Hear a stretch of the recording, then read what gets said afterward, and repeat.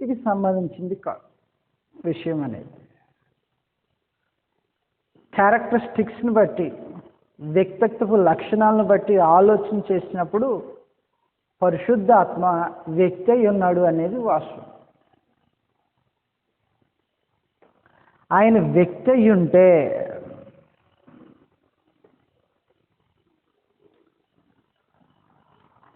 మనలాగా సామాన్యమైన వారా లేకపోతే డివైన్ నేచర్ కలిగిన వారా? దాన్ని ఏమన్నాడంటే గ్రంథంలో దేవత్వంలో ఒకరా.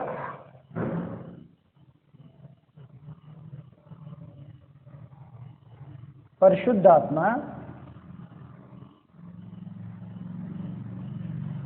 దేవత్వంలో ఉన్నవారా, దేవత్వం కలిగిన వారా? మనం సంగతులని సొంతగా ఆలోచన చేయపోం, కానీ దేవుని గ్రంథంలో ఎంతవరకు సమాచారాన్ని మన ఎదుట ఉంచిందో ఆ పరిధిలో మనం ఆలోచన చేసి నిర్ణయం చేస్తాం. ఎవరికి వారు తమంతట తాముగా దేవుని గ్రంథాన్ని స్వపరీక్ష చేసి దేవత్వంలో కలిగి ఉన్నవారు, దేవత్వం కలిగి లేనివారుగా ఉన్నాడో పరిశుద్ధాత్మ ఆలోచన చేయొచ్చు. దానికి రుజువులు ఏమై ఉన్నాయో మొదటి సమాచారాన్ని బట్టి ఆలోచన చేస్తాం. ఈ రోజున మనం టాపిక్ పరిశుద్ధాత్మ గురించి చర్చించబోయేటువంటి మూడవ సంగతి ఏమైనదంటే, పరిశుద్ధాత్మ వ్యక్తి అయి ఉంటే, ఆయన శక్తి కాదు వ్యక్తి అయి ఉన్నాడనేది మనం గత వారంలో ఆలోచన చేసిన సంగతి. ఇప్పుడు ఆయన వ్యక్తి అయి ఉంటే దేవత్వం కలిగిన వారా లేకపోతే దేవత్వం లేనివారుగా ఉన్నారా ఆలోచన చేస్తాం. మొదటి సమాచారం, ఆయన దేవత్వములో ఉన్నవారు అనటానికి, దేవత్వం కలిగిన వారు అని అనటానికి సృష్టి నిర్మాణంలో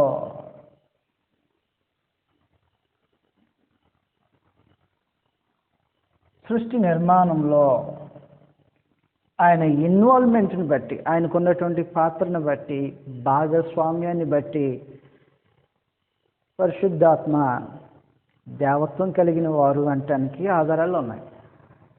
సృష్టి నిర్మాణంలో ఎలాగునంటే, సృష్టి యొక్క నిర్మాణంలో మొదటిగా తండ్రి యొక్క దేవుని యొక్క ఇన్వాల్వ్మెంట్ ఉంది. దేవుని ఇన్వాల్వ్మెంట్ ఉంది.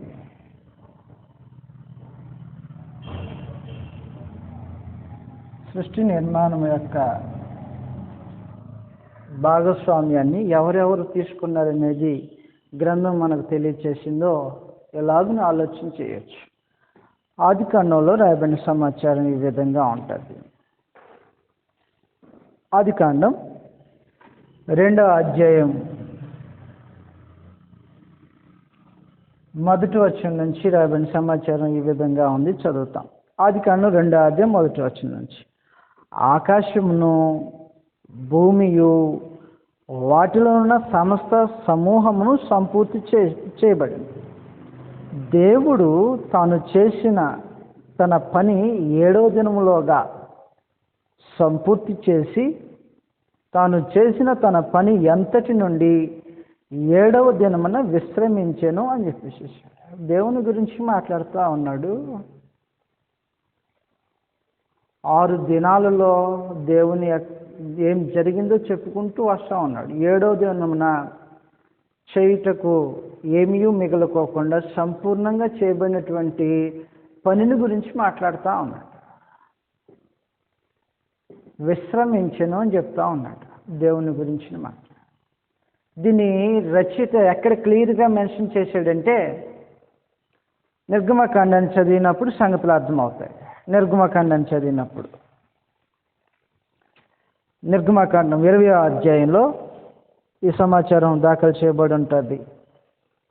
20వ అధ్యాయం 8వ వచనం నుంచి చదువుతాం. నిర్గమకాండం 20వ అధ్యాయం 8వ వచనంలో రాబడిన సమాచారం ఈ విధంగా ఉంది. 8వ వచనం నుంచి చదవండి.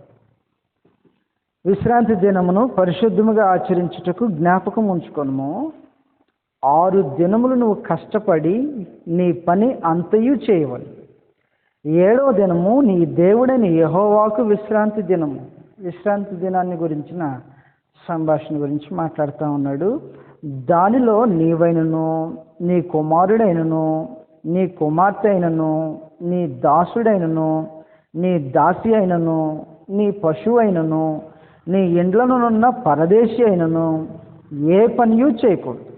6 దినములలో యెహోవా ఆకాశమును, భూమియు, సముద్రమును, వాటిలోని సమస్తమును సృజించి,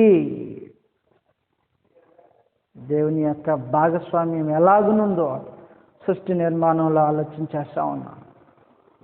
అందువలన మొదటి సమాచారంలో సృష్టి నిర్మాణంలో దేవుని యొక్క భాగస్వామ్యం ఉంది.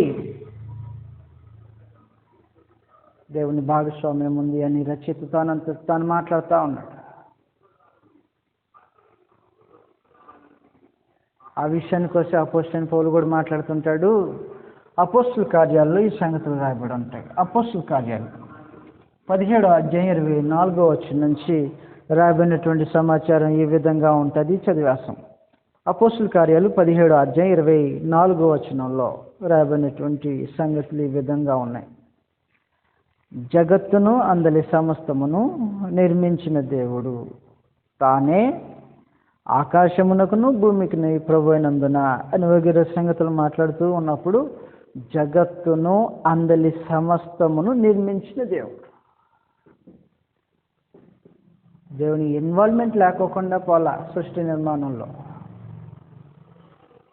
అందువలన మొదటి సమాచారంలో మనం చూసింది ఏమై ఉన్నదంటే దేవత్వానికి సంబంధించినటువంటి వారిలో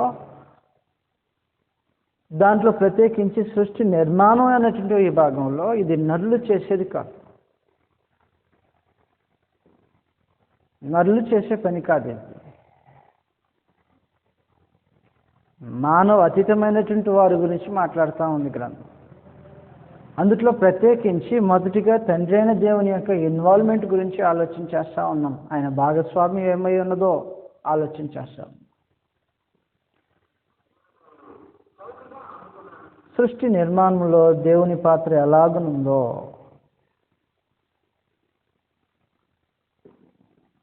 యోబు గ్రంథంలో కూడా కొన్ని సంగతులు మనం చదవచ్చు.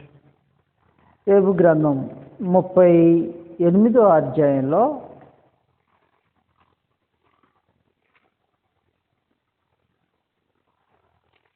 రాబడినటువంటి సమాచారం ఈ విధంగా ఉంటుంది.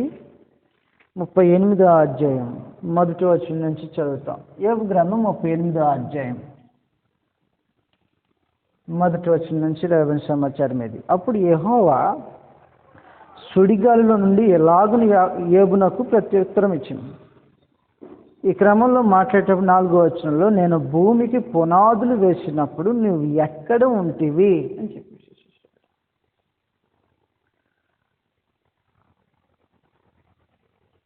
ఈ సంగతులన్నీ చదువుకుంటూ పోతున్నప్పుడు దేవుని ఇన్వాల్వ్మెంట్ లేకోకుండా పోలేదనేది వాస్తవమైన సమాచారం. సృష్టి నిర్మాణంలో దేవుని భాగస్వామ్యం ఉంది. దేవుని భాగస్వామ్యం ఎలాగునూ ఉందో సృష్టి నిర్మాణంలో ప్రభువైన యేసు యొక్క భాగస్వామ్యం ఉంది.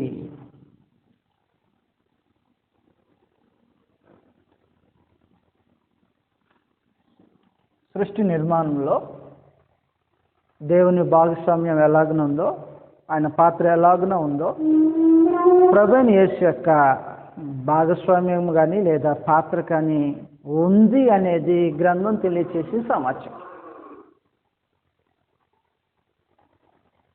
చదువుతున్న గ్రంథంలో ప్రభువైన యేసు యొక్క భాగస్వామ్యం ఈ విధంగా ఉంది.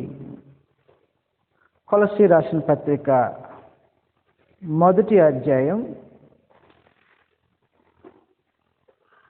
15వ వచన భాగం నుంచి మనం చదువుతున్నప్పుడు ప్రభువైన యేసు యొక్క ఇన్వాల్వ్మెంట్ అనేది సృష్టి నిర్మాణంలో దాగి ఇమిడి ఉంది అని చెప్తాం. అది గ్రంథం ఈ విధంగా రాయబడి ఉంటే సంగతులు. కొలస్సీ 1వ అధ్యాయం 15వ వచనంలో ఆయన అదృశ్య దేవుని స్వరూపి అయి సర్వ సృష్టికి ఆది సంభూతుడై ఉన్నాడు.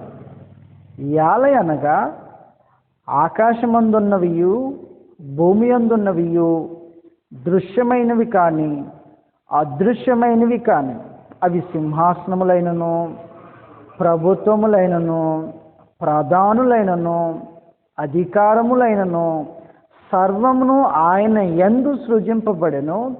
సర్వమును ఆయన ద్వారాను ఆయనను బట్టి సృజించబడెను. ఆయన అన్నిటికంటే ముందుగా ఉన్నవాడు, ఆయనే సమస్తమునకు ఆధారభూతుడు అని చెప్పుకుంటూ వస్తాము.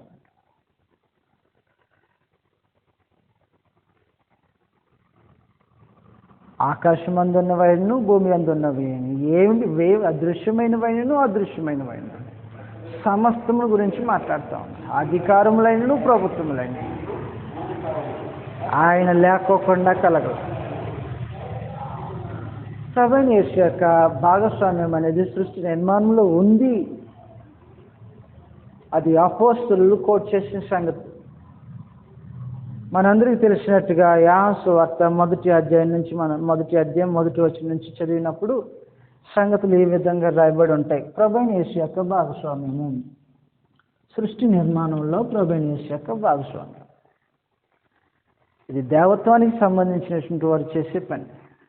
దానిలో ఎవరి పాత్ర, ఎవరి వంతు ఎలాగూ పోషించబడిందో మనం ఆలోచన చేసుకుంటూ వస్తూ ఉన్న క్రమంలో దాంట్లో మొదటిది ఏమన్నాడంటే సృష్టి నిర్మాణంలో దేవుని యొక్క భాగస్వామ్యం ఉన్నదని, 2 సృష్టి నిర్మాణంలో ప్రభువైన యేసు యొక్క భాగస్వామ్యం ఉన్నదని మనం చదువుతూ ఉన్నాం గ్రంథంలో.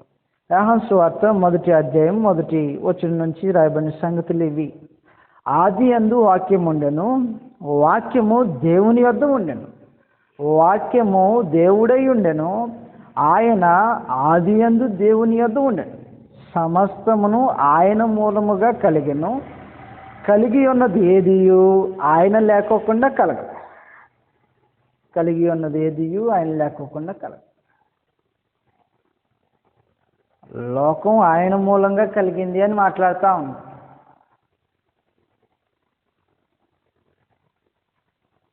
ఆయన మూలంగా కలిగింది అని మాట్లాడతాం. ప్రభువైన యేసు లేకోకుండా లోకాన్ని ఆలోచించటం జరగల.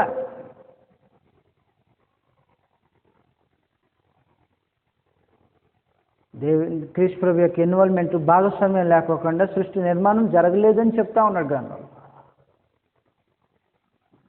ఒకవేళ ఈ రోజున ఏ మనుషులైనా దాన్ని నిరూపించడానికి లేకపోతే సాహసించడానికి పూనుకోవచ్చునేమో, కానీ ఈ గ్రంథాన్ని అపార్థం చేసుకున్న వారమే ఉంటాం. మరి ఇంతకీ సృష్టికర్త గ్రంథం ఎంతవరకు ఉపయోగించిందో అంతవరకు ఉపయోగించవలసిన అవసరం ఉంటుంది. సంగతి ముగ్గురు ఇన్వాల్వ్మెంట్ ఉందో లేదో చూస్తాం. పరిశుద్ధాత్మ గురించి కూడా ఆలోచించేస్తాం. మొదటిగా చూసి సృష్టికర్తను ఆలోచించేస్తాం. అందువలన ప్రభువైన యేసు యొక్క ఇన్వాల్వ్మెంట్ లేకోకుండా ఏం పోలా. హెబ్రీ రచయిత మాట్లాడేటప్పుడు కూడా ఏం మాట్లాడుతుంటాడంటే దేవదూతల్ని ఆయనకు పరిచారకులుగాను చదువుతాం గ్రంథం తీసి. హెబ్రీ రాసిన పత్రిక మొదటి అధ్యాయం 7వ వచనం నుంచి రాయబడిన సంగతులు ఏ విధంగా ఉన్నాయి. హెబ్రీ రాసిన పత్రిక మొదటి అధ్యాయం 7వ వచనం నుంచి రాయబడిన సంగతులు ఇవి. తన దూతలను వాయువులుగాను తన సేవకులను అగ్నిజ్వాలలుగాను చేసుకునేవాడు అని తన దూతలను గూర్చి చెప్పుచున్నాడు. కానీ తన కుమారుని గూర్చి అయితే ఏం చెప్తున్నాడు మాట్లాడతాం.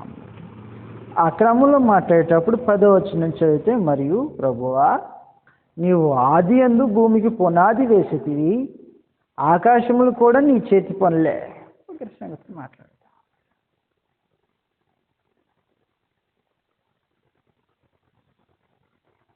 లోకం ఎవరి మూలంగా కలిగిందో మాట్లాడుతూ ఉన్నా. అందువలన ప్రభువైన యేసు యొక్క భాగస్వామ్యము సృష్టి నిర్మాణంలో దాగి ఉంది. నెంబర్ 3, పరిశుద్ధాత్మని యొక్క ఇన్వాల్వ్మెంట్, పరిశుద్ధాత్మని యొక్క భాగస్వామ్యము, జోక్యము సృష్టి నిర్మాణంలో ఉంది అని అంటుంది గ్రంథం.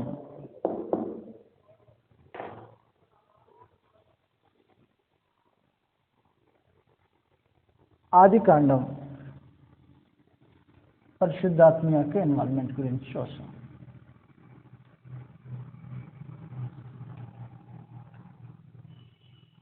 ఆదికాండం 1వ అధ్యాయం మొదటి నుంచి సంగతులు చదువుతున్నప్పుడు సృష్టి నిర్మాణమునందు పరిశుద్ధాత్ముడు తన పాత్రను తాను పోషించిన వాడై ఉన్నాడు. పరిశుద్ధాత్మను వేరుగా చూసి సృష్టి నిర్మాణం చూడటానికి వీలు లేకోకుండా పోయింది. గ్రంథ సమాచారం ఆ విధంగా ఉంటుంది. ఆదికాండం 1వ అధ్యాయం 1వ వచనం నుంచి రాబడిన సంగతులు ఈ విధంగా ఉన్నాయి. ఆది యందు దేవుడు భూమి ఆకాశమును సృజించింది. భూమి నిరాకారముగాను శూన్యముగాను ఉండెను. చీకటి అగాధ జలముల పైన అల్లాడు. దేవుని ఆత్మ జలముల మీద అల్లాడుచుంది.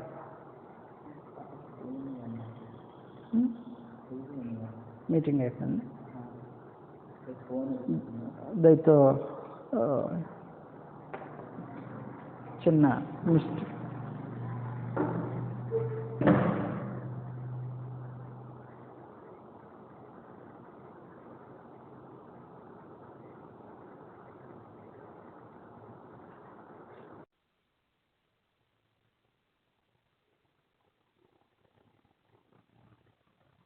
చిన్న డిస్టర్బెన్స్, దయతో అర్థం చేసుకొని సంగతులు ఆలోచించేస్తాం.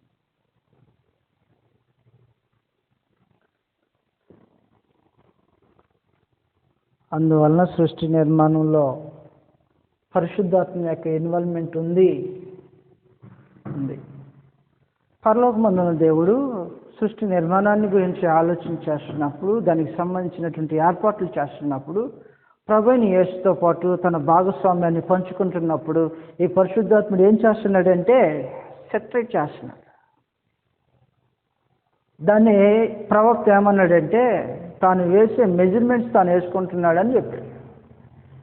ఎలాగనే మెజర్మెంట్స్ చేస్తున్నాడంటే యెషయా గ్రంథం 40వ అధ్యాయంలో ఈ సమాచారం రాయబడి ఉంటుంది. యెషయా గ్రంథం 40వ అధ్యాయం 12వ వచనం నుంచి రాయబడిన సమాచారం ఇది. యెషయా గ్రంథం 40వ అధ్యాయం 12వ వచనంలో, తన పుడిసిటిలో జలములు కొలిచిన వాడు ఎవడు? జానతో ఆకాశంలో కొల చూసిన వాడు ఎవడు? భూమిలోనున్న మన్ను కొలపాత్రలో ఉంచిన వాడు ఎవడు? త్రాసుతో పర్వతములను తూచిన వాడు ఎవడు? తూనిక చేత కొండలను తూచిన వాడు ఎవడు? యెహోవా ఆత్మకు నేర్పిన వాడు ఎవడు? ఆయనకు మంత్రి అయి ఆయనకు బోధపరిచిన వాడు ఎవడు? ఎవని వద్ద ఆయన ఆలోచన అడిగను? ఆయనకు వివేకము కలగజేసిన వాడు ఎవడు? ఇక్కడ సంగతులు మాట్లాడుతూ ఉన్నాడు. ఎవరి పాత్ర వారు పోషిస్తున్నారని చెప్తా ఉన్నాడు. యెహోవా ఆత్మకు నేర్పిన వాడు ఎవడు? భూమితో పుడిసెడితో జలములను కొలిచిన వాడు ఎవడు? ఈ నిర్మాణంలో సృష్టి యావత్తులో జగత్తులో జలముల కొలమానాన్ని చూసేవాడు ఎవడు అని ప్రశ్నిస్తూ ఉన్నాడు. జానతో ఆకాశం యొక్క కొలను చూసేవాడు ఎవడు? భూమిలో ఉన్నటువంటి మన్నును కొలమానంలో కొలపాత్రలో ఉంచిన వాడు ఎవడు? కాబట్టి ఏది ఎంత ఏ క్రమంలో ఉంటే సృష్టి నిర్మాణం క్రమంగా జరుగుతుంటుందో దానికి సంబంధించిన మెజర్మెంట్స్ పనిలో ఉన్నాడు పరిశుద్ధాత్మ. దేవుని ఆత్మకు నేర్పిన వాడేవాడు. మనం చెప్తే సెట్ చేయాల.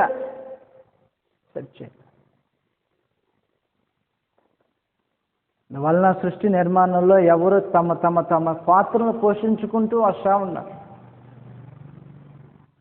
ఇది ముగ్గురు భాగస్వామ్యం ఉన్నప్పటికీ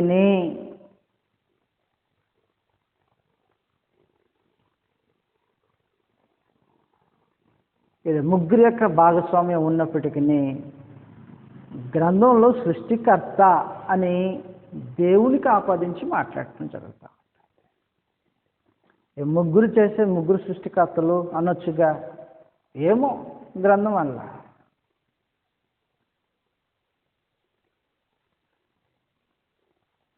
సృష్టికర్త ఒక్కల ముగ్గుర భాగస్వామ్యాన్ని గురించి మాట్లాడాడు గ్రంథంలో. అంతకు మించి గ్రంథాన్ని మనం మాట్లాడటానికి సాహసం చేయదు. అదే గ్రంథం ఏం ఉపయోగించిందంటే సృష్టికర్త అని అన్నాడు.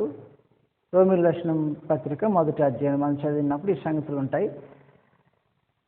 ఇంతకీ సృష్టికర్త ఆలోచన చేసుకొని నిత్యత్వానికి సంబంధించిన సమాచారం. గ్రంథం వీళ్ళ ముగ్గురు భాగస్వామ్యం ఉన్నప్పటికీ ఒక్కరికి ఆపాదించేసేసారు. తండ్రి అయిన దేవుని గురించి మాట్లాడినప్పుడు సృష్టికర్త అని మాట్లాడుతారు. అందువలన సృష్టి నిర్మాణంలో తండ్రి అయిన దేవుని యొక్క భాగస్వామ్యం ఉన్నదని, 2 ప్రభువైన యేసు యొక్క భాగస్వామ్యం ఉన్నదని, 3 పరిశుద్ధాత్మ యొక్క భాగస్వామ్యం ఉన్నదని మనకు తేటగా అర్థమవుతూ ఉంటుంది. వారి దైవత్వపు లక్షణాల గురించి మాట్లాడుతూ ఉన్నాం. నెంబర్ 2, వారి ఉనికిని బట్టి దైవత్వం కలిగిన వారిని రుజువు అవుతూ ఉంటాయి. 1 సృష్టి నిర్మాణాన్ని బట్టి, 2 ఉనికిని బట్టి ఏమై ఉన్నారు, వారు ఏమై ఉన్నారు దాన్ని బట్టి.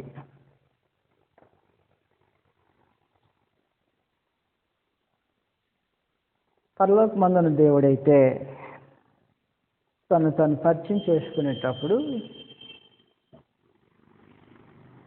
ఇశ్రాయేలు జనాంగం దగ్గరకు మోషేని పంపుతున్న దినాలవి. అయ్యా, ఎవడు పంపారని అడుగుతారు వాళ్ళు,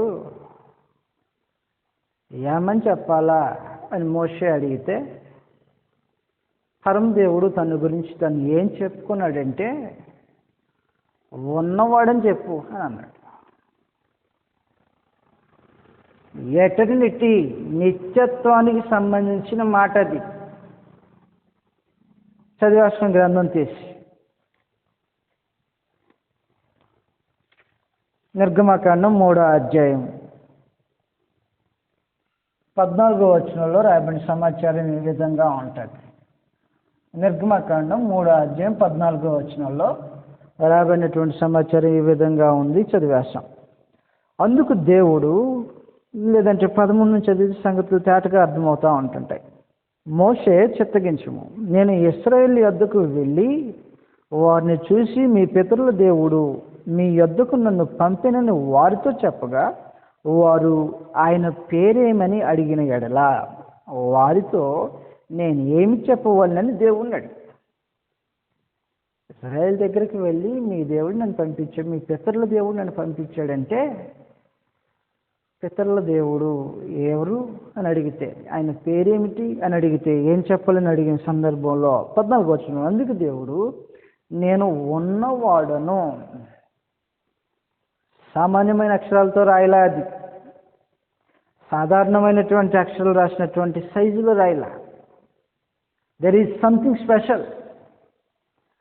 ఎటర్నిటీ, నిత్యత్వానికి సంబంధించిన మాట అది. నిత్యమైన వాడు అంటానికి ఉపయోగించిన మాట. ఉన్నవాడును అని చెప్పి, అందువలన ఆయన ఉనికిని బట్టి, నేచర్ని బట్టి దేవుడు ఏమై ఉన్నాడంటే శాశ్వతమైన వాడై ఉన్నాడు. శాశ్వతమైన వాడై ఉన్నాడు. ఈయనకి ఆరంభం కానీ ఈయనకి ముగింపు కానీ లేదు. గ్రంథం మాట్లాడాలి. ఒక వాస్తవమైన సమాచారం ఏమంటే, గ్రంథం మొత్తంలో దేవుని గురించిన ఆరంభాన్ని గురించి మాట్లాడిన సందర్భమే లేదు. ఏ స్థలమందునో దేవుని ఆరంభాన్ని గురించి మాట్లాడిన దాఖలు లేవు.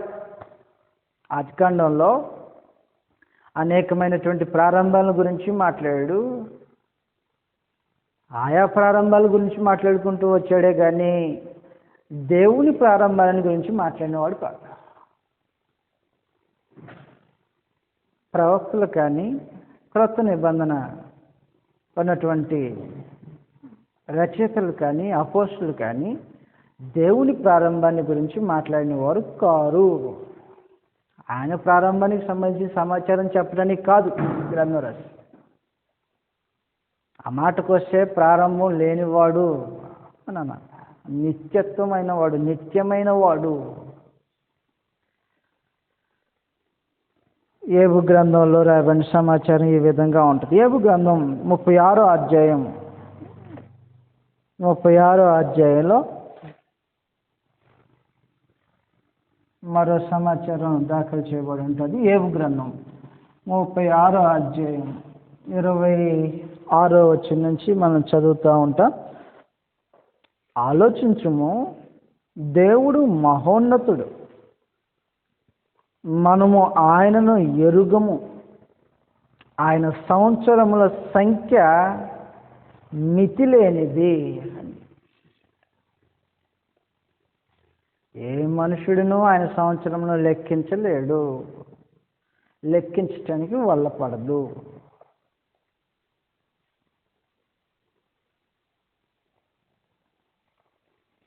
యెషయా గ్రంథంలోనికి మనం వెళ్ళినప్పుడు అక్కడ ఇవ్వబడినటువంటి సమాచారం ఈ విధంగా ఉంటుంది. యెషయా గ్రంథం 57వ అధ్యాయం 15వ వచన భాగంలో రాబడిన సమాచారం ఈ విధంగా ఉంది. యెషయా గ్రంథం 57వ అధ్యాయం 15వ వచనం నుంచి చదువుతాం. 15 యెషయా గ్రంథం 57:15లో మహాగణుడును, మహోన్నతుడును, పరిశుద్ధుడును, నిత్య నివాసి అయిన వాడు. నిత్య నివాసి ఎట్లనాలి? ప్రారంభం కానీ అంతం కానీ లేనివాడు. మానవ ఆరంభాన్ని గురించి మాట్లాడాడు, మానవ ముగింపు గురించి మాట్లాడాడు, సృష్టి ఆరంభాన్ని గురించి తెలియచేశాడు, సృష్టి ముగింపు గురించి తెలియచేశాడు. తన ఆరంభాన్ని గురించి కానీ తన ముగింపును గురించి కానీ మాట్లాడటానికి వీలు లేదు అన్నట్లుగా వదిలేసేసాడు సమాచారాన్ని. కారణం ఏమంటే దేవుడు శాశ్వతమైన వాడు, అక్షయుడు అని అన్నాడు. అపోస్తుల యొక్క బోధలో అపోస్తులు సర్వసత్యాన్ని పరిశుద్ధాత్మ ద్వారా బయలుపరిచారు కాబట్టి వారి బోధలో వెల్లడి చేయబడిన సమాచారం ఏమై ఉన్నదంటే అక్షయుడును అని అన్నాడు.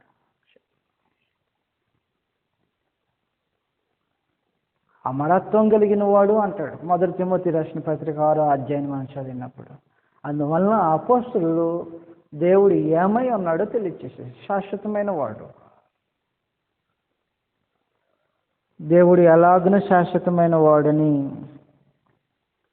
తెలియచేశాడో మరో సంగతి ఆలోచించేయబోతాం. ద్వితీయోపదేశకాండంలో 33వ అధ్యాయంలో ఈ సమాచారం రాయబడతారు. ద్వితీయోపదేశకాండం 33వ అధ్యాయం 27వ వచనంలో దేవుని యొక్క ఉనికిని గురించి మాట్లాడటం జరిగింది.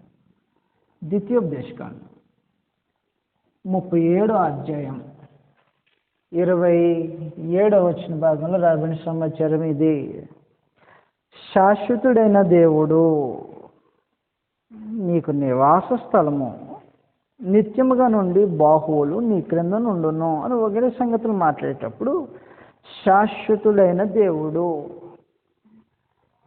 శాశ్వతమైన వాడు, క్లియర్ ఇన్ఫర్మేషన్ క్లియర్. అందువలన ఉనికిని బట్టి చూసినప్పుడు మొదటిగా తండ్రి అయిన దేవుడు శాశ్వతమైన వాడు, శాశ్వతమైన వాడు.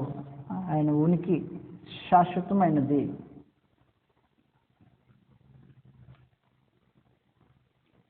There is no beginning, there is no ending. ఆయనకు ప్రారంభం కానీ ఆయనకు ముగింపు కానీ లేనివాడు. పరలోకమందున దేవుడు ఎలాగున్న ప్రారంభము ముగింపు లేనివాడై ఉన్నాడో ప్రభువైన యేసుక్రీస్తు గురించి మాట్లాడినప్పుడు గ్రంథంలో ఎందుకు ఇవి మూడింటిని కంపేర్ చేసి సిమిలారిటీని చూస్తున్నామంటే, పోలికలను చూస్తున్నామంటే, నిత్యత్వములో ఒకరైన వారు, దేవత్వములో ఒకరైన వారు పరిశుద్ధాత్మ. అది రుజువు చేయబడతా ఉంటుంది, రుజువు చేయబడతా ఉంటుంది. చదువుతాం గ్రంథంలో ప్రభువైన యేసుక్రీస్తు గురించి ఆలోచన చేసినప్పుడు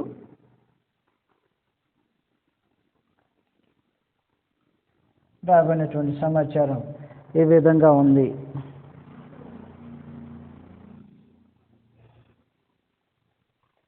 నిత్యత్వానికి సంబంధించిన వాడు ప్రభువైన యేసు.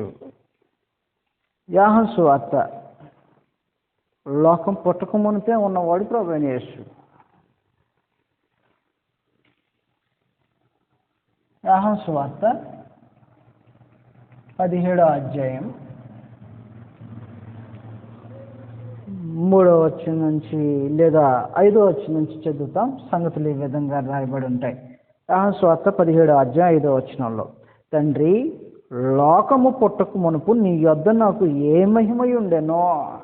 ఏంది క్రీస్తు ప్రభువా, లోకం పుట్టక మునుపు కూడా నువ్వు ఉన్నావా? ప్రభువైన యేసు లోకం పుట్టక మునుపు కూడా ఉన్నాడు.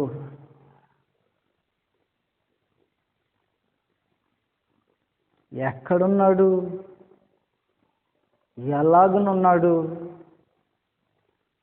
యోహాను సువార్తలు మనం మొదటి అధ్యాయం చదివితే ఎక్కడున్నాడో, ఎలాగనున్నాడో, ఎవరి వద్ద ఉన్నాడో క్లియర్గా ఉంటాయి సమాచారం. ఈయనకు సైతము ప్రారంభం కానీ ముగింపు కానీ లేనివాడు అని చెప్తా ఉంటుంటాడు. ఉనికి అది. హెబ్రీయులకు రాసిన పత్రికలో మనం చదివినప్పుడు మెల్కీసెదెకుని గురించి మాట్లాడేటప్పుడు దేవుని కుమారుని పోలిన వాడని చెప్తుంటాడు. జీవిత దినములకు ఆది అయినను దానికి ముగింపు అయినను లేనివాడని చెప్పే ఈ క్రమంలో ప్రభువైన యేసు యొక్క ఉనికి ఏమై ఉన్నదో తెలియచేస్తూ ఉంటుంటాడు. నిత్యత్వానికి సంబంధించిన వారు, లోకము పుట్టక మునుపు ఉన్నవాడు, లోకము తీసివేయబడిన తర్వాత కూడా ఉన్నవాడే, యుగ యుగములు జీవించుచున్నాను అంటాడు. ప్రకటన గ్రంథం 1వ అధ్యాయం 18వ వచనాన్ని మనం చదివినప్పుడు ఈ సంగతులు అర్థమవుతూ ఉంటాయి. ప్రకటన గ్రంథం 1వ అధ్యాయం 18వ వచనంలో ఈ సమాచారం రాయబడి ఉంది. ప్రకటన గ్రంథం 1వ అధ్యాయం 18వ వచనంలో, నేను మొదటి వాడును కడపటి వాడును, జీవించువాడును మృతుడినైతిని గాని ఇదిగో యుగ యుగములు సజీవునై ఉన్నాను. ఫస్ట్ అండ్ లాస్ట్ అని చెప్తా ఉంటాడు. I'm the first. ఆయన మొదటి వాడును కడపటి వాడును చెప్తాం. కాబట్టి ప్రభువైన యేసు యొక్క నేచర్ పురాతన కాలం మొదలుకొని శాశ్వత కాలం వరకు ఆయన ప్రత్యక్షమవుతుంటా ఉంటాడని చెప్తాడు. మీకా గ్రంథం 5వ అధ్యాయం 2వ వచనం చదివినప్పుడు, యెషయా గ్రంథం 9వ అధ్యాయం 6వ అధ్యాయం 9వ అధ్యాయం మనం చదివినప్పుడు నిత్యుడగు తండ్రి అనే స్టేట్మెంట్ ఆయన గురించి మాట్లాడటం జరుగుతూ ఉంటుంటాయి. అందువలన ప్రభువైన యేసుక్రీస్తు యొక్క ఉనికిని గురించి మనం ఆలోచన చేసినప్పటికీ ఆయన నిత్యత్వానికి సంబంధించిన వాడు అని చెప్పేసేసాడు గ్రంథంలో. మరియ గర్భం నుంచి పుట్టినప్పుడే క్రీస్తు ప్రభు అంతకుముందు లేడు అనే చెప్పే మనుషులు ఎవరైనా ఉండొచ్చో దాన్ని మనం ఆలోచన చేసి గ్రంథాన్ని అబద్ధం చేసుకోవాల్సిన అవసరం లేదు. గ్రంథమే నేరుగా సమాచారాన్ని అందించిన తర్వాత ఏ మనుషులు దానిని వక్రీకరించబద్దులై ఉండకూడదు. అందువల్ల ప్రభువైన యేసు యొక్క ఉనికిని గురించి మాట్లాడేటప్పుడు నెంబర్ 1 లోకము పుట్టక మునుపు ఉన్నవాడు, నెంబర్ 2 యుగ యుగములు ఉన్నవాడు, సజీవుడై ఉన్నవాడిని చెప్తూ ఉంటుంటాడు. నెంబర్ 3 నిత్యుడగు తండ్రి అనే స్టేట్మెంట్ ఆయన గురించి చేయబడినటువంటి సమాచారం. నెంబర్ 4 మనం రాసినట్లయితే మీకా గ్రంథం 5వ అధ్యాయం 2వ వచనంలో పురాతన కాలము మొదలుకొని, ఎంతకాలం పురాతన కాలం, శాశ్వత కాలం వరకు అన్నాడు. నిత్యత్వానికి సంబంధించి ఆయన గురించి మాట్లాడుతూ ఉంటుంటాడు. ఎలాగనైతే తండ్రి అయిన దేవుడు శాశ్వతమైన వాడో, ప్రభువైన యేసు శాశ్వతమైన వాడు, పరిశుద్ధాత్మ గురించి మాట్లాడినప్పుడు పరిశుద్ధాత్మ యొక్క ఉనికిని గురించి మాట్లాడినప్పుడు సంగతులు ఈ విధంగా ఉంటాయి. హెబ్రీయులకు రాసిన పత్రిక 9వ అధ్యాయం 14వ వచనంలో ఈ సమాచారం రాయబడి ఉంటుంది. హెబ్రీయులకు రాసిన పత్రిక 9వ అధ్యాయం 14వ వచనం నుంచి మనం చదివేస్తాం. 9వ అధ్యాయం 14వ వచనంలో, నిత్యుడగు ఆత్మ ద్వారా తను దేవునికి నిర్దోషినిగా అర్పించుకొనిన క్రీస్తు యొక్క రక్తము నిర్జీవ క్రియలను విడిచి జీవము గల దేవుని సేవించుటకు వగైరే సంగతులు మాట్లాడేటప్పుడు నిత్యుడగు ఆత్మ ద్వారా, ఎటర్నిటీ పరలోకపు నివాసి అయిన వాడు పరిశుద్ధాత్మ. నువ్వేమనుకుంటున్నావో తెలియరాల సంగతి. ఈ గ్రంథం తండ్రి అయిన దేవుని గురించి మాట్లాడినప్పుడు పరలోకపు నివాసి అని మాట్లాడాడు. గ్రంథంలో అబ్రహాం సైతం మాట్లాడుతూ ఉంటుంటాడు, పరలోకపు దేవుడు అని మాట్లాడుతూ ఉంటుంటాడు. కావాలంటే మనం గ్రంథంలో చూడవచ్చు. ఆదికాండంలో రాయబడిన సమాచారం ఈ విధంగా ఉంటుంది. ఆదికాండం 24వ అధ్యాయం 7వ వచనంలో రాయబడిన సమాచారం ఇది. 24:7, నా తండ్రి ఇంటి నుండి నేను పుట్టిన దేశం నుండి నన్ను తెచ్చి నాతో మాట్లాడి నీ సంతానమునకు ఈ దేశమును ఇచ్చేదనని ప్రమాణము చేసి నాతో చెప్పిన పరలోకపు దేవుడగు యెహోవా. పరలోకపు దేవుడు ప్రభువైన యేసు మాట్లాడినప్పుడు కూడా పరలోకమందున్న మా తండ్రి అని మాట్లాడు. పరలోకం ఆయన నివాసమై ఉన్నది. ప్రభువైన యేసుక్రీస్తు గురించి మాట్లాడేటప్పుడు పరలోకపు నివాసి అని తెలియచేయటం జరుగుతూ ఉంటుంది గ్రంథంలో.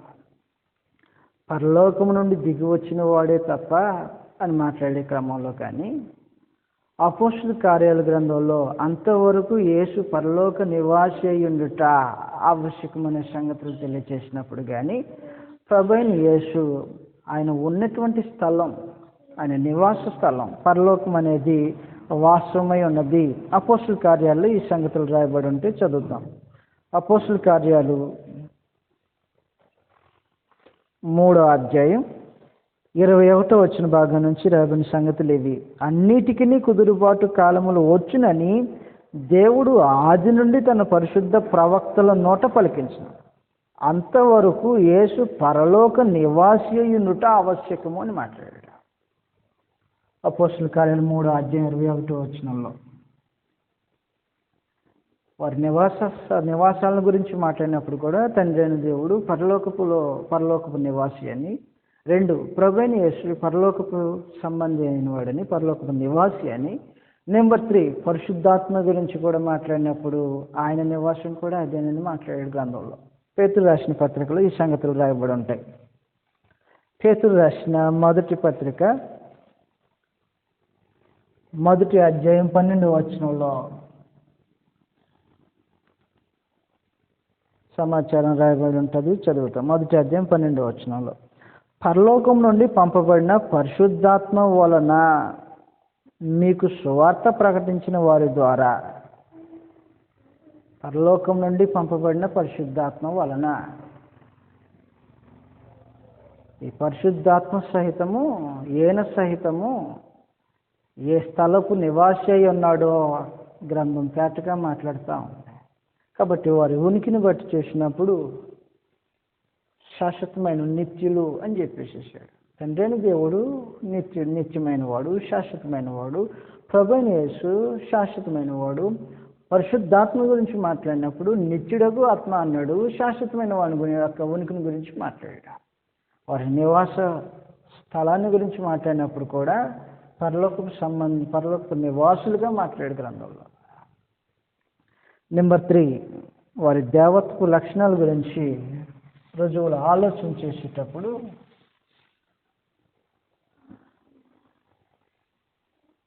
రక్షించుటకు గల దేవుని సంకల్పంలో, దేవుని ఏర్పాటులో పరిశుద్ధాత్మ యొక్క పాత్ర. రక్షించుటకు దేవుని ఏర్పాటులో పరిశుద్ధాత్మ యొక్క పాత్ర ఏంటి? పరిశుద్ధాత్మ యొక్క పాత్ర మానవ జాతిని రక్షించాలని దేవుడు ఆది లేనప్పుడే, అనాదిలోనే తన ఏర్పాట్లు తను చేశాడు. ఈ ఏర్పాట్లలో పరిశుద్ధాత్మ యొక్క ఇన్వాల్వ్మెంట్ ఉందా? ఒక మనుషుని పాప మనుషుని రక్షించడంలో దేవుని ఏర్పాటును అనుసరించిన దాంట్లో పరిశుద్ధాత్మ ఇన్వాల్వ్మెంట్ ఉందా?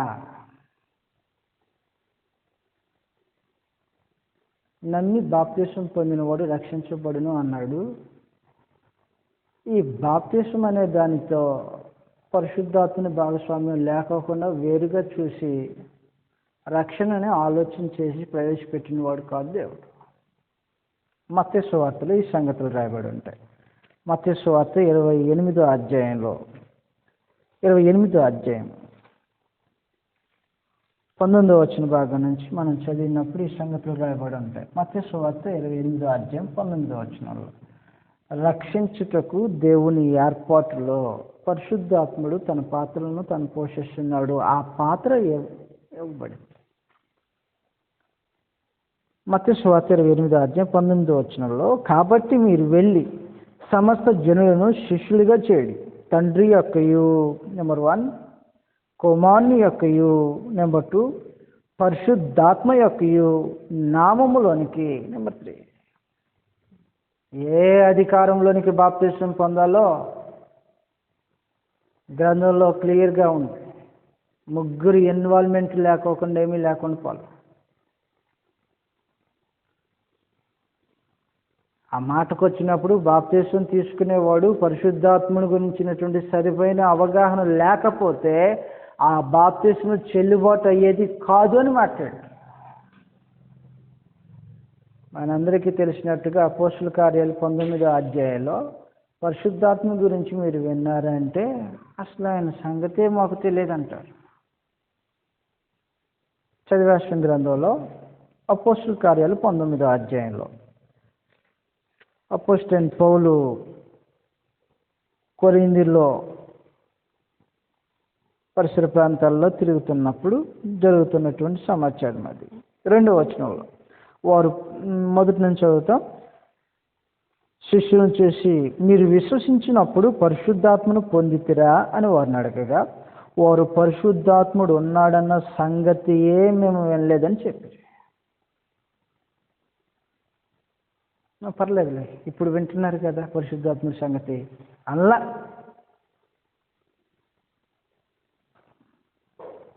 స్కిప్ చేసిన వాడు కాదు దేవుడు తన ఏర్పాటులో. పరిశుద్ధాత్మని యొక్క ఇన్వాల్వ్మెంట్ ఎంత కీలకమై ఉందో అర్థమవుతా ఉంటుంది.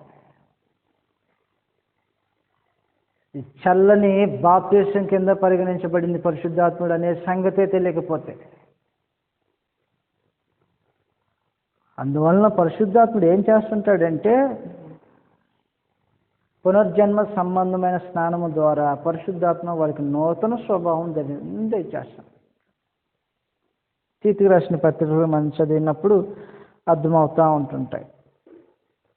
నెంబర్ 4 రక్షించుటలో 1 తండ్రి యొక్కయు, 2 కుమారుని యొక్కయు, 3 పరిశుద్ధాత్మ యొక్కయు నామములోనికి బాప్తిసం పొందాలి అన్నాడు.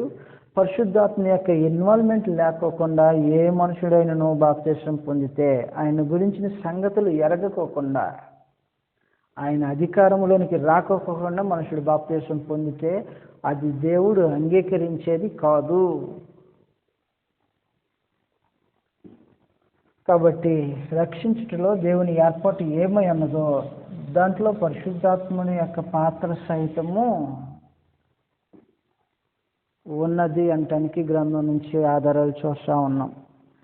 నెంబర్ 4 పాప మానవుణ్ణి పరిశుద్ధపరచుటలో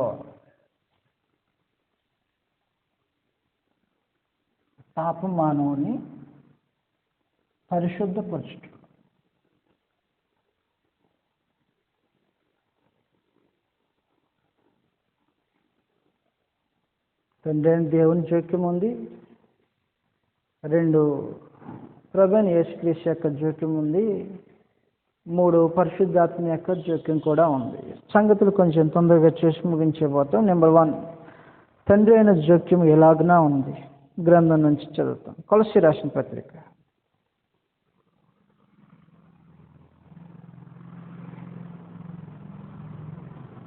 కొలస్సీ రాసిన పత్రిక 3వ అధ్యాయం 12వ వచనంలో రాబడినటువంటి సమాచారం ఈ విధంగా ఉంటుంది. చదివేస్తాం. 3:12 పాప మానవులను పరిశుద్ధపరచడంలో దేవుని ఏర్పాటు దేవునిది.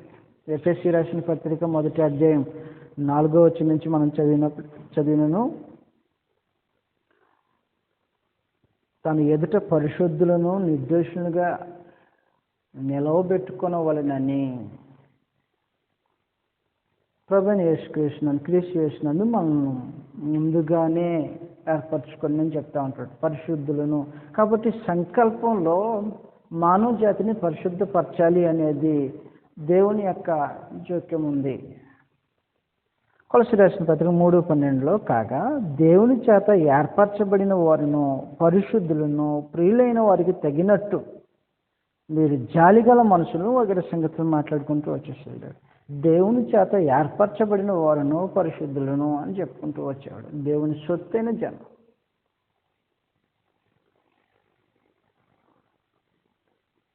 ఈ పరిశుద్ధపరచడంలో పరిశుద్ధాత్మ యొక్క ఇన్వాల్వ్మెంట్ ఉంది, క్రీస్తు ప్రభు యొక్క ఇన్వాల్వ్మెంట్ ఉంది. ఆయన కుమారుడైన క్రీస్తు యొక్క రక్తము మన ప్రతి పాపముల నుండి కడిగి పరిశుద్ధపరచడానికి క్రీస్తు ప్రభుని గురించి మాట్లాడుతూ ఉంటుంటాడు. యోహాను రాసిన మొదటి పత్రిక 1:7 నుంచి మనం చదివినప్పుడు అక్కడ కొన్ని సంగతులు మాట్లాడుతూ ఉంటుంటాడు. ప్రభువైన యేసుక్రీస్తు యొక్క రక్తం గురించి మాట్లాడేటప్పుడు ఆయన రక్తమునందు కడగబడి అని మాట్లాడుతూ ఉంటుంటాడు చాలా మార్లు. హెబ్రీ 9:14 నుంచి మనం చదివినప్పుడు మనస్సాక్షిని శుద్ధి చేయుటకు క్రీస్తు ప్రభు యొక్క రక్తం అవసరమై ఉన్నది అని మాట్లాడుతూ ఉంటుంటాడు. అలాగనే క్రీస్తు ప్రభు యొక్క జోక్యం ఎంత ఉన్నదో పరిశుద్ధాత్మ యొక్క ఇన్వాల్వ్మెంట్ కూడా ఉంది అని చెప్పేసేసాడు గ్రంథంలో. పేతురు రాసిన మొదటి పత్రిక 1:1 పాప మానవుని పరిశుద్ధపరచుటలో పరిశుద్ధాత్మ యొక్క జోక్యం ఉంది. 1:1 నుంచి చదువుతాం.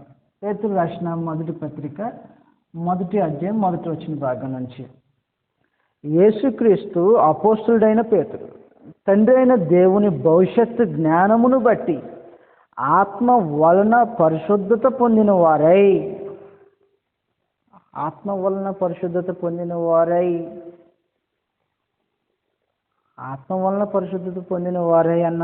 అంటున్నాడంటే పలుమార్లు ఒక్కసారి ఉపయోగించబడిన సందర్భం కాదు ఇది.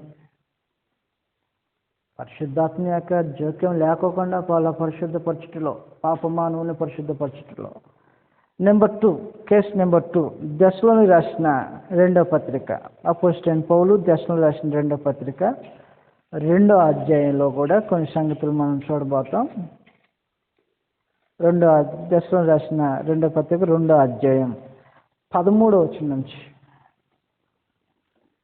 దెస్సలోనికి రాసిన 2వ పత్రిక 2వ అధ్యాయం 13 భాగం నుంచి రాబడిన సమాచారం ఈ విధంగా ఉంటుంది. ప్రభువు వలన ప్రేమింపబడిన సహోదరులారా, ఆత్మ మిమ్మల్ని పరిశుద్ధపరచుట వలనను మీరు సత్యమును నమ్ముట వలనను రక్షణ పొందుటకు దేవుడు వగైరే సంగతులు మాట్లాడాడు. ఆత్మ మిమ్మల్ని పరిశుద్ధపరచుట వలనను. కేస్ నెంబర్ 3 కొరింథీయులకు రాసిన మొదటి పత్రిక 6వ అధ్యాయం 11 కూడా మనం చదువుతాం. కొరింథీయులకు రాసిన మొదటి పత్రిక 6వ అధ్యాయం 11 రాబడినటువంటి సమాచారం ఈ విధంగా ఉంటుంది. మీలో కొందరు అట్టివారే ఉంటే కానీ ప్రభువైన యేసుక్రీస్తు నామమునను మన దేవుని ఆత్మ యందును మీరు కడగబడి పరిశుద్ధపరచబడిన వారై నీతిమంతులుగా తీర్చబడితే అన్నాడు. దేవుని ఆత్మ యందును మీరు కడగబడి, మన దేవుని ఆత్మ యందును మీరు కడగబడి పరిశుద్ధపరచబడిన వారై. యోహాను రాసిన మొదటి పత్రిక 1వ అధ్యాయం 7 నుంచి చదివినప్పుడు ఏమంటాడంటే క్రీస్తు రక్తమునందు కడగబడే అనే సంగతి గురించి మాట్లాడుతూ ఉంటుంటాడు. కాబట్టి పరిశుద్ధపరచుటలో పాపమానవుని పరిశుద్ధపరచుటలో ఈ ఇన్వాల్వ్మెంట్ దాగుంది. అందువలన పరిశుద్ధాత్మ ఏమై ఉన్నాడో, ఆయన ఉనికి ఏమై ఉన్నదో గ్రంథంలో కొన్ని సంగతులు మనం చూస్తూ ఉన్నాం. మొదటి సమాచారంగా మనం చూసింది ఏమైనదంటే పరిశుద్ధాత్మ సృష్టి నిర్మాణంలో పాలివాడై ఉన్నాడు. పరిశుద్ధాత్మ ఆయన ఉనికిని బట్టి నిత్యుడై ఉన్నాడు. నెంబర్ 2, పరిశుద్ధాత్మ రక్షించటానికి దేవుని ఏర్పాటు ఏదై ఉన్నదో దానిలో భాగస్వామ్యాన్ని కలిగిన వాడు. నెంబర్ 3. నెంబర్ 4, పాపమానవుణ్ణి పరిశుద్ధపరచుటలో తన పాత్రను తాను కలిగిన వాడు. మనం చూసుకుంటూ వచ్చాం. పాపమానవుణ్ణి పరిశుద్ధపరచుటలో ఇన్వాల్వ్మెంట్ కలిగిన వాడని. అందువలన దేవునికి వలె సృష్టి నిర్మాణానికి ముందు ఏమేమి సంగతులు జరిగాయో పరిశుద్ధాత్మకు తెలుసు.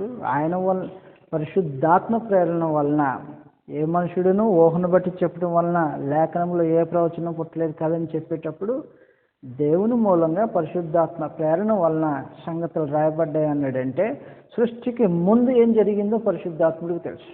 దేవుని సంకల్పం ఏంటో తెలుసు. దేవుని ఏర్పాటు ఏమైనదో తెలుసు. సృష్టి నిర్మాణం తీసివేయబడిన తర్వాత, సృష్టిని తీసివేసిన తర్వాత ఏం జరగబోతుందో తెలుసు పరిశుద్ధాత్మ. ఆయన వల్ల బయలుపరచబడినటువంటి సంగతి. అందువల్ల ఈ గ్రంథంలో పాస్ట్ ఏంటో ఫ్యూచర్ ఏంటో ఎరిగిన వాడిగా పరిశుద్ధాత్ముడు.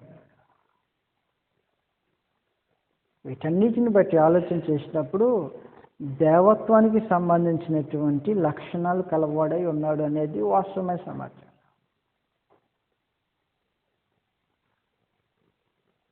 కాబట్టి అపోస్తలుల కార్యాలు 1వ అధ్యాయంలో మనం చదివినటువంటి ఎందుకు పరిశుద్ధాత్మ గురించిన కొంత సమాచారం అవసరమై ఉంటుందంటే ఈ పుస్తకాన్ని the Gospel of Holy Spirit అని కూడా అన్నాడు. పరిశుద్ధాత్మ యొక్క సువార్త అనే భావంతో పండితులు కొందరు పిలిచిన కారణాన అలాంటి ఇన్వాల్వ్మెంట్, పరిశుద్ధాత్మ గురించినటువంటి ఇన్వాల్వ్మెంట్ ఎక్కువగా ఉన్న కారణాన పరిశుద్ధాత్మ గురించి కొన్ని సంగతులు ఈ గ్రంథం నుంచి మనం ఆలోచన చేసాం. మొదటిగా పరిశుద్ధాత్మ అనేటువంటి టాపిక్లో ఆయన యొక్క కీలకమైనటువంటి పాత్ర గ్రంథం మొత్తం నుంచి ఎలాగనుందో మొదటి సమాచారంగా చూసాం. నెంబర్ 2, పరిశుద్ధాత్ముడు వ్యక్త శక్త అనేది ఆలోచన చేశాం. నెంబర్ 3, పరిశుద్ధాత్మ వ్యక్తి అయితే దేవత్వం కలిగినటువంటి వ్యక్తి కాదా. ఈ నేచర్స్ మనం చూసినటువంటి 4 సంగతులను కూడా ఆలోచన చేసినప్పుడు దేవత్వానికి సంబంధించిన వాని వల్లే పరిశుద్ధాత్మ గురించిన సంగతులు మనకు తేటపడతా ఉంటుంటాయి. ఇకపోతే పరిశుద్ధాత్మ గురించి మాట్లాడేసిన తర్వాత అపోస్తలుల కార్యాల్లో ఏం మాట్లాడంటే 1వ అధ్యాయం 1వ వచనం భాగం నుంచి మనం చదివినప్పుడు థెయోఫిలా అనే అతనికి ఫస్ట్ వాల్యూమ్లో ప్రభువైన యేసు ఏం చేశాడో ఏం బోధించాడో వాటి గురించి ఫస్ట్ వాల్యూమ్లో రాశాడని తానే చెప్పేసి సెకండ్ వాల్యూమ్లో అంటే ఇప్పుడు అపోస్తలుల కార్యాల పుస్తకంలో 3వ వచనంలో ఆ మొదటి గ్రంథాన్ని రచించుకుని చెప్పేసేసాడు. 3వ వచనంలో ఆయన శ్రమ పడిన తర్వాత 40 దినముల వరకు వారి కగపడుచు దేవుని రాజ్యమైతే బోధించి అనేక ప్రమాణములు చూపి వారికి తను సజీవునిగా కనపరుచుకొనెను అని అన్నాడు. వాట్ ఆర్ ద ప్రూఫ్స్ ఏమై ఉన్నాయి? తను సజీవునిగా నిరూపించుకున్న రుజువులేంటి ప్రూఫ్స్ అనేది నెక్స్ట్ క్లాస్లో మనం ఆలోచన చేయబోతాం. మరలా గురువారం అపోస్తలుల కార్యాలయ పుస్తకం మీద కొంత చర్చ జరిగించడానికి మనం పూనుకుంటాం. ఈ రోజున మనం ఆలోచన చేసినటువంటి విషయం పరిశుద్ధాత్మ అనే ఆయన ఈ అపోస్తలుల కార్యాలయ పుస్తకంలో పలుమార్లు ఆయా సందర్భాల్లో తీసుకురాబట్టడం జరుగుతూ ఉంటుంది. కాబట్టి ఈ పరిశుద్ధాత్మ గురించిన సంగతులు మనం సరిగా ఎరగకపోతే ఎంతవరకు గ్రంథం ఆయన గురించి సమాచారం ఇచ్చిందో వాటిని ఎరగకోకుండా ఏ మనుషుడైనా ఆయన ఉనికిని గురించి ఆయన ఉన్నాడనే సంగతిని గురించి ఎరగకోకుండా రక్షించబడాడు అనటానికి ఆస్కారం ఉండదు. ఆధారం ఏమంటేను అపోస్తలుల కార్యాలు 19వ అధ్యాయంలో ఏం జరిగిందో మనందరికీ ఎరకనే. అసలు ఆయన ఉన్నాడనే సంగతి తెలియలేదన్నాడంటే అసలు పరిశుద్ధాత్మ యొక్క ఇన్వాల్వ్మెంట్ ఒక మానవ రక్షణలో పరిశుద్ధాత్మ యొక్క భాగస్వామ్యము ఎంత కీలకమై ఉంటుందో చల్లని బాప్తిసం అన్నాడు ఆయన గురించి ఎరగకపోతే. కాబట్టి పరిశుద్ధాత్మ గురించిన సంగతులు కనీసం మనం గ్రంథం యొక్క పరిధిలో ఎంతవరకు ఎరగవలసిన అవసరం ఉందో అంతవరకు ఎరగాల్సిన అవసరం ఉంటుందని అనే ఆలోచనతో ఈ సంగతులు మనం చర్చించాం. ఇప్పటి వరకు ఓపికతో విని సహకరించిన మీ అందరూ కూడా ప్రభువైన యేసుక్రీస్తు నామములో ఉన్న సమర్పిస్తున్నాం. దేవుని చిత్తమైతే మరొక గురువారం నాడు ప్రూఫ్స్, తను తాను సజీవునిగా కనపరుచుకున్న ప్రూఫ్స్ ఏమై ఉన్నాయో ప్రభువైన యేసు ఈ 40 దినాలు వారికి తను సజీవుడు అని రుజువు చేసుకున్నటువంటి ఏమై ఉన్నాయో వాటిని గురించి ఆలోచించకపోతాం.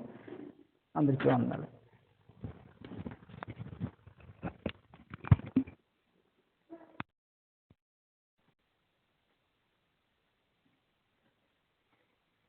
ప్రార్థన చేయాలా? ప్రార్థన చేసి